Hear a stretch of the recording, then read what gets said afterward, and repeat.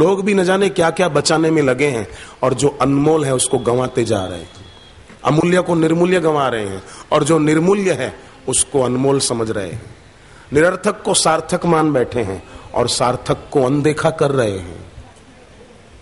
ऐसी मूढ़ता या मन की, कितनी मूढ़ता है, आप सोचो जरा।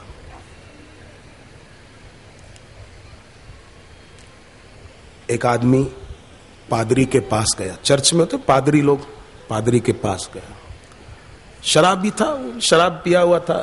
कहा, पादरी साहब आदमी को गठिया रोग कैसे हो जाता है? तो पादरी को लगा अब मौका है इसको उपदेश देने का। बहुत दिनों से हाथ में नहीं आ रहा था, अब आया है, शराब भी पिया हुआ है। पादरी ने कहा, गठिया रोग? बोले हाँ साहब, गठिया रोग कैसे हो जाता है? तो पादरी ने भी हाँक दिया, हाँक दिया मतलब गप हाँक दिया, या जो भी उसकी दृष्टि में जो सच था। पादरी ने कहा कि कितनी बार कहा है शराब मत पिया कर, शराब पीने से ही गठिया हो जाता है। शराबी हंस पड़ा, बोला कि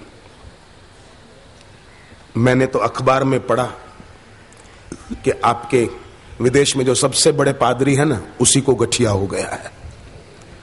अब पादरी बेचारा, जैसे क्रिकेटर जीरो पर आउट हो जाए तो कैसा कार्टून दिखाते हैं, जीरो पर आउट। उसको लगा कि मैं थोड़ा ज्यादा बोल गया, नहीं बोलना चाहिए था, वो बोल गया कि शराब पीने से ही गठिया होता है। बोले वही पीते हैं सबसे ज्यादा, लगता है उन्हीं को गठिया हुआ है। दूसरों को सीख देते हो, जरा खुद भी कुछ करो, पीना छोड़ो और जीना सीखो।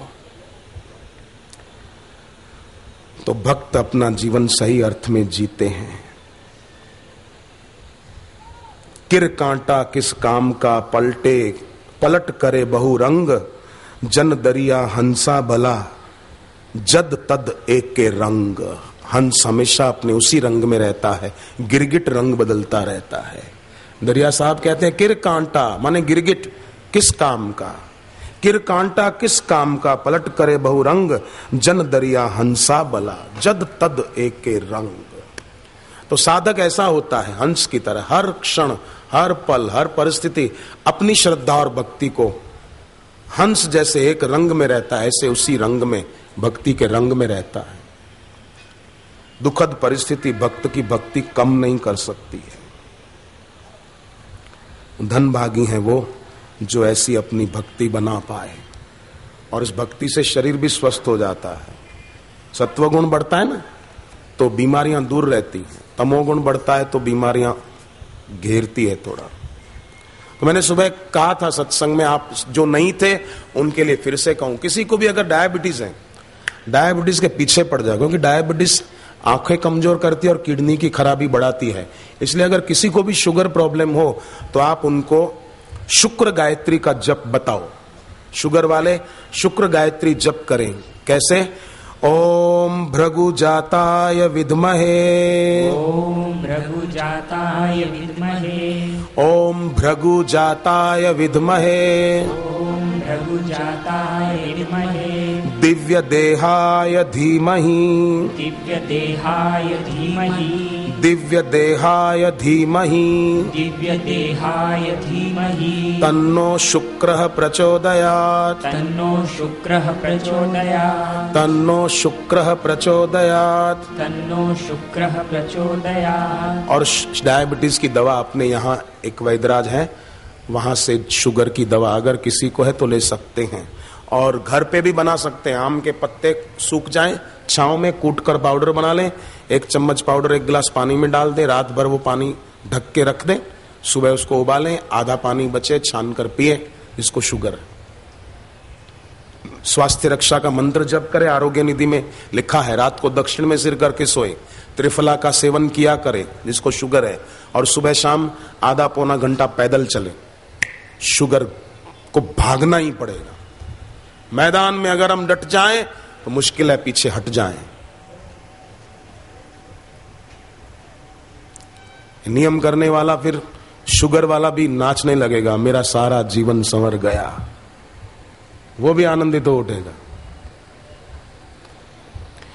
हाई बीपी लो बीपी की तकलीफ है तो मंगल गायत्री का जप करना चाहिए। ब्लड प्रेशर की तकलीफ जिनको है, उच्च रक्तचाप, निम्न रक्तचाप, एक तो टेंशन छोड़े, जीवन रसायन पुस्तक पढ़े गुरुदेव की, ईश्वर की और पुस्तक पढ़े, और मंगल गायत्री। ओम अंगारकाय विद्महे, ओम अंगारकाय विद्महे, ओम अंगारकाय विद्महे, ओम अंगारकाय विद्महे, शक्ति हस्ताय धीमहि, शक्ति हस्ताय धीमहि, शक्ति हस्ताय धीमहि, शक्ति हस्ताय धीमहि, तन्नो भौमः प्रचोदयात्, तन्नो भौमः प्रचोदयात्, तन्नो भौमः प्रचोदयात्। तन्नो भौमः प्रचोदयात्। घर पे अपना ही कोई सदस्य या अपने रिश्तेदारों में ही कोई अपना सदस्य अपने को परेशान कर रहा हो तो रात को जहां सोएं वहां सिराने के पास तांबे के लोटे में पानी और लाल चंदन उसमें डाल दें। सुबह नहा धोकर तुलसी के पौधे में वो जल डाल दें, सद्भाव करके कि उसको सन्मति मिले, वो मन में ऐसा भाव न रखे और आपसी स्नेह प्रेम बढ़ता रहे, ऐसा कर सकते हैं। शनि की पनौती चल रही है, कोई डरा दे, डर ना इनकी बातों में तो आना ही नहीं। फिर भी अगर किसी को लगे, कई लोग होते हैं ना बहुत इस बारे में सोचते रहते हैं, इतना सोचने की जरूरत क्या है। कई लोग ऐसे हैं जो ऐसा कुछ सोचते नहीं फिर भी मस्त रहते हैं। कल एक भाई मिले दिल्ली से, हमारे साथ ही जहाज में आ रहे थे हरिद्वार, तो उन्होंने बताया कि मैंने गुरु मंत्र का जप किया और मंगलवार को नमक बिना की रोटी खाता था, मेरा कर्जा उतर गया। ऐसे कई लोग मिलते हैं, अब सबके नाम तो कितनों के मैं याद रख पाऊंगा, और बहुत लोगों ने बताया है इस बारे में, बहुत लोगों। तो इस विषय में डरे नहीं, पुरुषार्थी बने। शनि की पनौती अगर किसी को लगे है तो गन्ने का रस शिवलिंग पर चढ़ाएं जप करते हुए, फिर पानी, फिर छाछ खट्टी ना हो ऐसी, उससे अभिषेक कर दिया, फिर जल से, और बेलपत्ता आदि रख दिए, शनि की शांति हो जाती। गुरु मंत्र का जप करे बैठकर थोड़ी देर, लाभ ही लाभ है।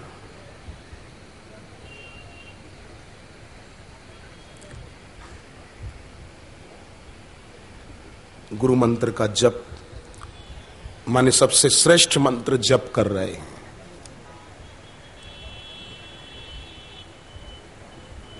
पलटूदास महात्मा ने कहा, लगन मुहूर्त झूठ सब और बिगाड़े काम, पलटू शुभ दिन शुभ घड़ी जब याद पड़े हरि नाम।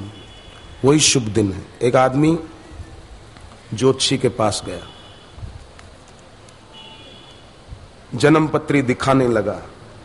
ज्योतिषी देखकर बोला, क्यों तुम्हारा नाम हीरालाल है? बोला, हाँ हीरालाल। आपको कैसे पता साहब, आप तो अंतर्यामी मालूम पड़ते हो। तुम्हारी मां का नाम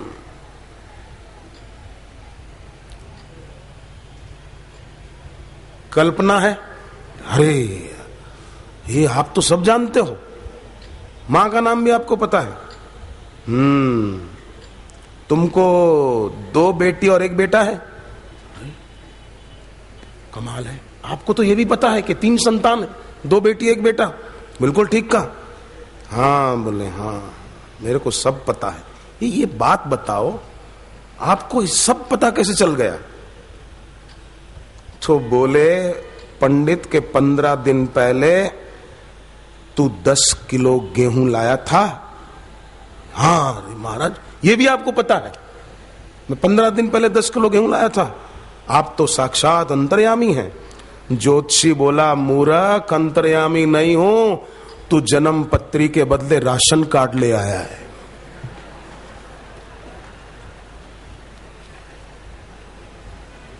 ए जन्म पत्री ला, जन्म पत्री, राशन कार्ड लाया तू, ले। पागल कहीं का, अंतर्यामी अंतर्यामी।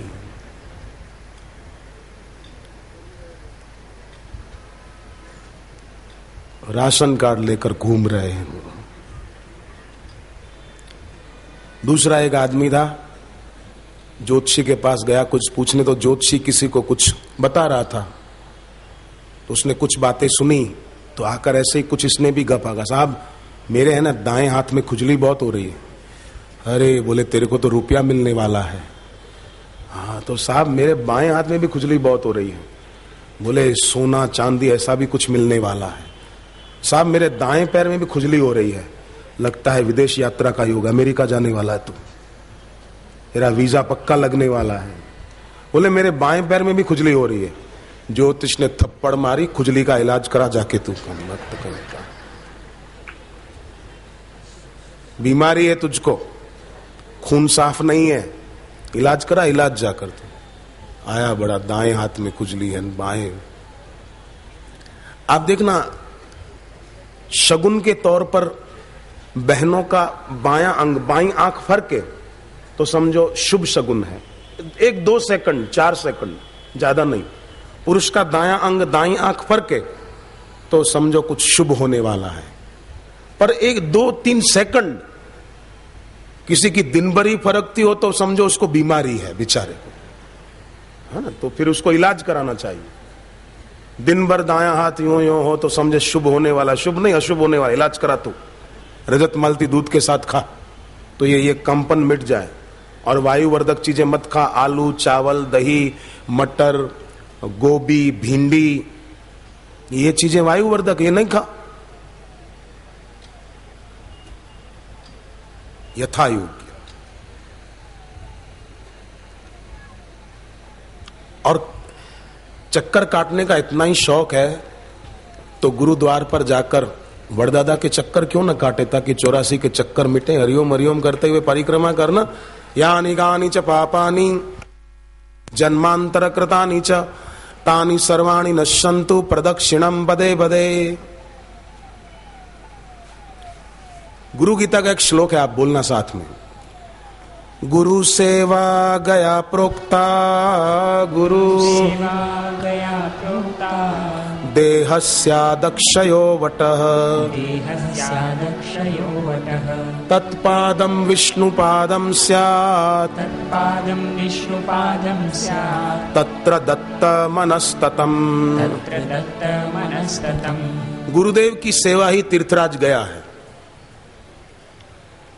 फिर गया जी में जाने की जरूरत नहीं है तर्पण आदि या श्राद्ध के लिए। सेवा कर ली, दिल से करते रहते हैं कभी कुछ सेवा। तीर्थराज गया, वो जाके आ गया।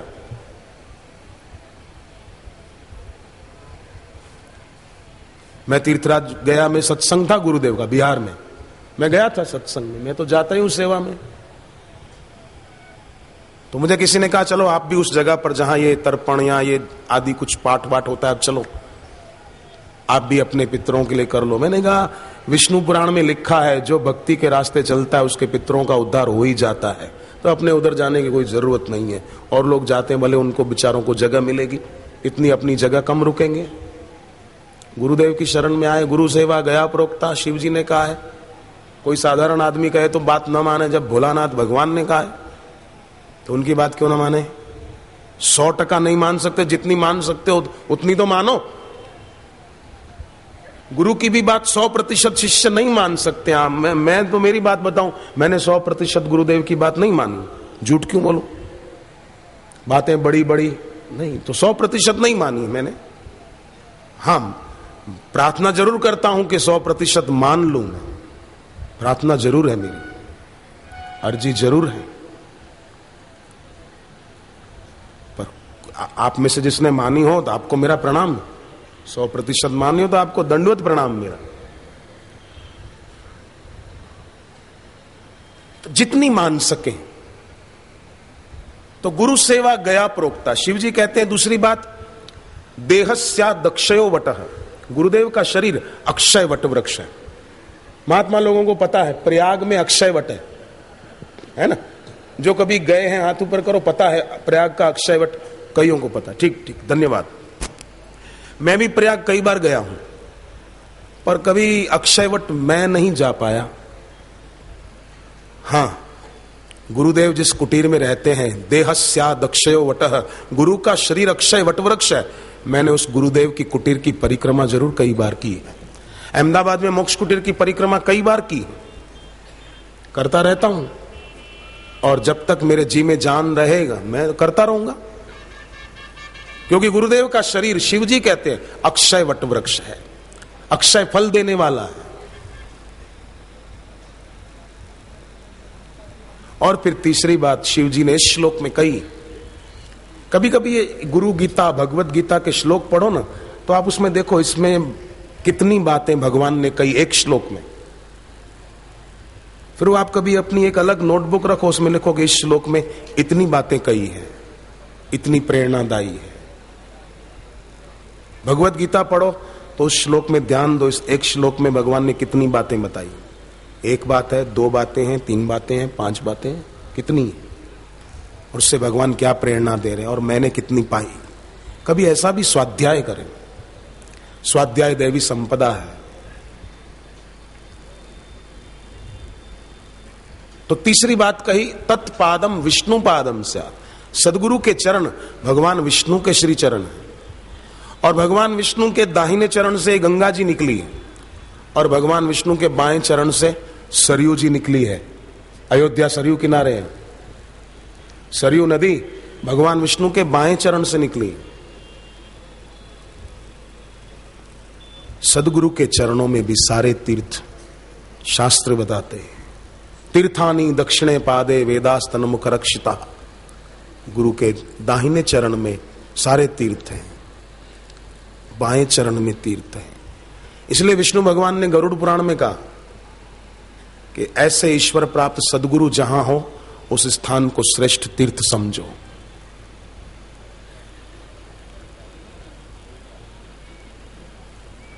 मैं द्वारिका जरूर गया था, पर द्वारिकाधीश के मंदिर में नहीं जा पाया। जब सत्संग था इस बार पिछली पूनम को, और मुझे अफसोस भी नहीं है और मैं कोई नास्तिक भी नहीं हूं। द्वारिकाधीश की तो अभी कथा हमने, वो नर्तकी की बाद में वो कैसी देवी बनी उसकी कथा सुनी,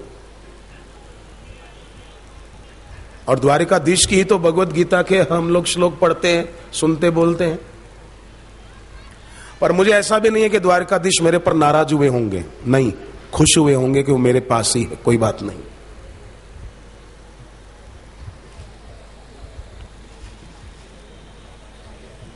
तो सदगुरु के चरणों में सारे तीर्थ और स्नान, लगी रहे जो लगन गुरु से हो जाए कल्याण। ऐसे गुरुदेव पधारने वाले हैं, हम गुरुदेव के आशीर्वचन सुनेंगे। अभी बैठे रहना। गुरुदेव मेरे धर्म में आस्था करें, मतलब भागवत धर्म में आस्था करें। भागवत धर्म का मतलब कोई स्थूल न समझे कि केवल भागवत सुन लेना या भागवत पढ़ लेना।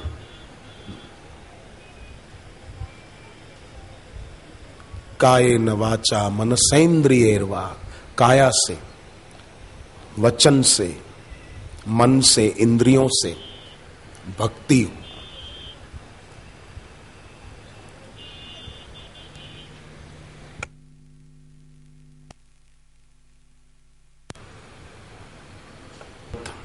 भागवत धर्म का अनुष्ठान करते थे गुरु के सानिध्य में रहकर। मैं तो सचमुच सत्संग में आने वाले साधकों को, सत्संगियों को दिल से प्रणाम करता हूं कि घर, दुकान, ऑफिस, दूसरे काम सब छोड़कर, किसी को महत्वपूर्ण न समझकर, सद्गुरुदेव के सत्संग को महत्वपूर्ण समझकर इस स्थान पर पहुंचे। आप सभी के द्वारा इस पवित्र तीर्थ में भागवत धर्म का पालन हो रहा है। बहुत ऊंची यात्रा हो रही है, बहुत ऊंची कमाई के धनी हो रहे हैं। सच्चा धन वही है जो मृत्यु के द्वारा छीना न जा सके। तत्पादम विष्णु पादम स्यात्, सदगुरु के चरण श्री विष्णु के श्री चरण है। वहां लगाया हुआ मन तदाकार हो जाता है। मनश्चेन्न लग्नम गुरोरंग्रि पद्मे ततः किम ततः किम, मन नहीं लगा तो ततः किम।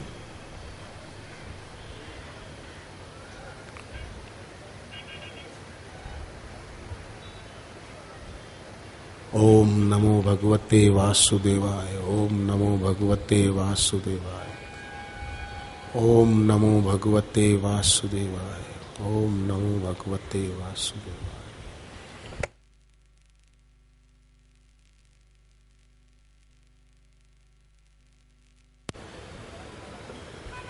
सभी मिलकर ओमकार का गुंजन करें। जो दूर दूर तक बैठे हैं सत्संगी, हरि ओम।